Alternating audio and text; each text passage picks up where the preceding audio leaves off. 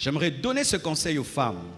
Quand tu connais tes défauts et tu dois te marier, ne soyez pas pressés de révéler vos défauts. C'est pourquoi les fiancés viennent, ils partent. Ils partent. Pourquoi? Ils n'ont pas la carrure de tes combats. Chères femmes, vous devez savoir que nous les hommes, on a un défaut. On est même jaloux de votre passé, même si on a un passé. Papa dit amen. C'est pourquoi, chère sœur, ne faites pas ces choses. Tu lui as parlé quand même, tu lui as dit la vérité. Ah ouais, j'avais 3 copains avant de te connaître. Ok. Moi, par exemple, je n'encourage pas les hommes à chercher à connaître ses copains. Hein? Vaut mieux que tu saches copain, mais tu n'as pas vu copain. Hein? Ça blesse moins. Qui est comme moi?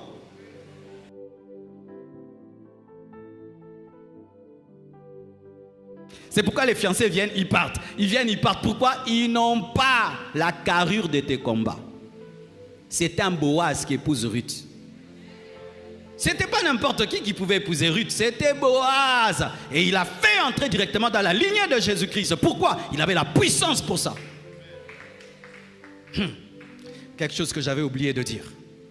En matière des défauts, ça vraiment je dois le dire et je rentre un peu parce que c'est très important. J'aimerais donner ce conseil aux femmes. Quand tu connais tes défauts et tu dois te marier, ne soyez pas pressés de révéler vos défauts.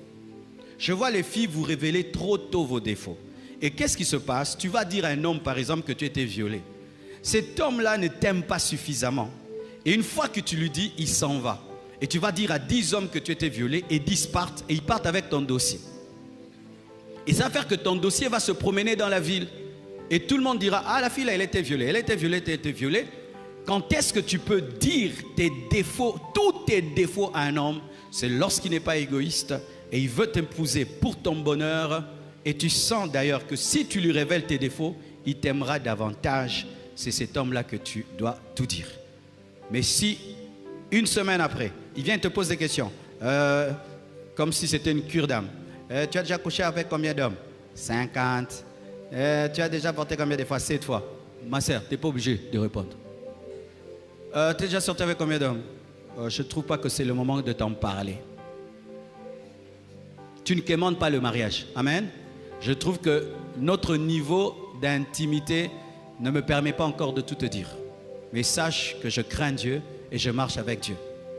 Est-ce qu'on t'a déjà violé? Ça, je sens aussi, ce n'est pas le moment qu'on en parle. Parce que tu vas dire à A, tu vas dire à B. Ils partent et ils demeurent avec tes dossiers. Tu n'es pas obligé de répondre à toutes les questions. Mais lorsque votre relation grandit, mûrit, et tu sens vraiment qu'il va t'épouser, il faut le lui dire. Pourquoi? Si tu ne dis pas, et il découvre dans le mariage des choses fondamentales, tu l'as escroqué. Amen.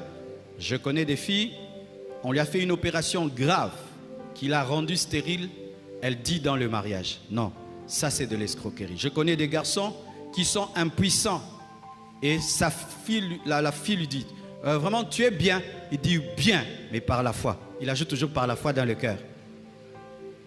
On aura beaucoup de bébés, trop même, par la foi dans le cœur. Maintenant la fille se marie et elle attend que tu sois normal et puis tu dis prions. Alors tu ne l'avais pas prévenu que tu l'amenais dans une croisade d'évangélisation et puis se retrouve maintenant, elle doit faire un miracle. C'est l'escroquerie. Et sachez qu'un tel mariage peut être annulé. On ne parle même pas de divorce. Je connais une sœur, elle a épousé un homme comme ça qui ne lui a pas dit la vérité et lui avait des problèmes de fécondité et il le savait. La femme a divorcé. Je ne l'ai jamais condamnée parce qu'elle a épousé un mensonge. Lorsque vous vous mariez avec des grands mensonges, je ne parle pas des petits mensonges, les graves mensonges, c'est-à-dire que si l'autre savait que tu avais ce problème-là, il n'allait pas t'épouser et tu l'amènes à t'épouser, s'il découvre, il sort de ce mariage, frère, je n'ai pas de verset parce que c'est toi qui es escroc. Amen, hein? Amen. C'est-à-dire, on ne dit pas tout à tout le monde, mais quand ça devient sérieux, il faut dire ton défaut pour que l'autre sache dans quoi il s'engage. Amen. Amen. Hein? Donc, c'est une chose importante.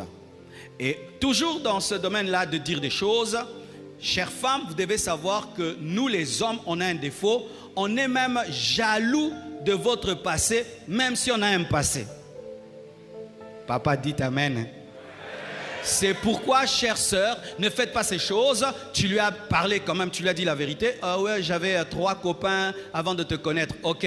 Moi, par exemple, je n'encourage pas les hommes à chercher à connaître ses copains. Hein? Vaut mieux que tu saches copain, mais tu n'as pas vu copain. Hein? Ça blesse moins. Qui est comme moi? Ah, toi, tu vas ajouter un visage au copain. Si maintenant c'est ton patron, tu quittes le boulot. Ne cherche pas. Copain, tel, ok, 3 copains, on s'arrête à 3 copains. C'est quel copain? Ah, papa, si le copain était voisin du quartier, au bétail, au salénine. Alors moi, je vous demande, ne cherchez pas à mettre les noms sur les copains. Et aussi, chère sœur, si tu lui avais dit que tu avais des ex, et un jour dans une fête ou quelque part, cet ex est là, ne dis pas, c'est lui. Qui? Les derniers que j'ai eu avant toi. On rentre à la maison, on rentre à la maison, on rentre à la maison. Ne faites pas ça. Tu le vois, fais comme si tu ne le vois pas. Amen. Hein? Fuis-le. Ça blesse le cœur. Parce qu'on trouve qu'on nous a volé. Surtout ne parle jamais à ton mari de celui qui a pris ta virginité. N'ose pas. Même si vous vous rencontrez. Bete Kara. Akangsa Kombone Longite. Je suis en train de mentir. Toi, tu as fait ça. C'est pourquoi il est parti. Parce que maintenant, il ajoute au problème un visage. Et si la personne est connue, maintenant, elle passe trop à la télé. Donc, chaque fois qu'il voit le visage là, il voit les vols. On m'a volé. On m'a volé.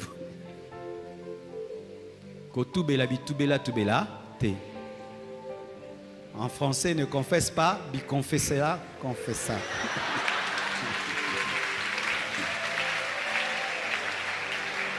Amen. Ah, ça va t'aider. Je sais ce que je dis. Amen.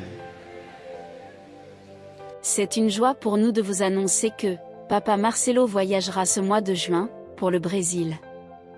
N'oubliez pas de vous souvenir de cela dans vos prières, pour le bon déroulement de sa mission là-bas, et pour que des milliers d'âmes soient sauvées, pour le Seigneur Jésus-Christ. Merci.